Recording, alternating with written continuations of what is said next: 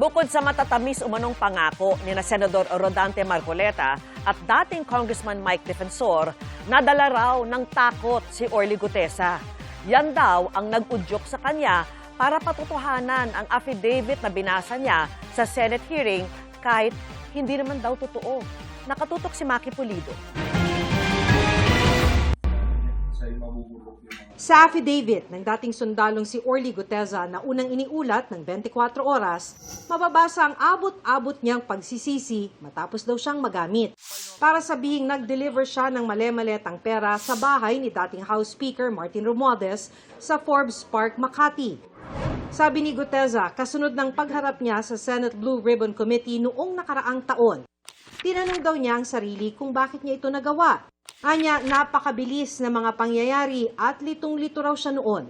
Sabi niya, nadala siya sa anyay matatamis na pangako ni na dating Congressman Mike Defensor at Senador Rodante Marcoleta.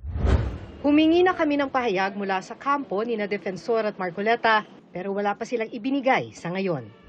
Sa video ni Gutesa na ibinigay sa GMA News, sinabi niyang dala raw ng takot kaya siya napilitang patotohanan ang mga nakasaad sa affidavit na binasa niya sa Senate Blue Ribbon Committee kahit hindi raw ito totoo. Dala ng takot at pangamba, lahat ng nakalahad sa affidavit na kanilang ginawa ay aking nasabi na nasaksihan o kahit hindi ito totoo. Pati ang pagsabi ng pagpasama ako sa 3 beses na delivery ng mga balita sa alleged bahay ni Speaker Martin Romualdez sa Forbes Park. Wala akong naging direktang kontak o nakita man lang si Speaker Romualdez sa nasabing address.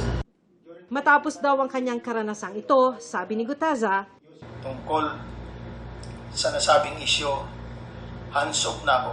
Ayaw ko nang balikan ang bangungot ng mga sandaling nangyari sa buhay ko. Magulang ako para sa pamilya ko. Gusto ko ng tahimik na buhay para sa kapakanan ng pamilya ko. Maki Pulido, nakatutok, 24 oras.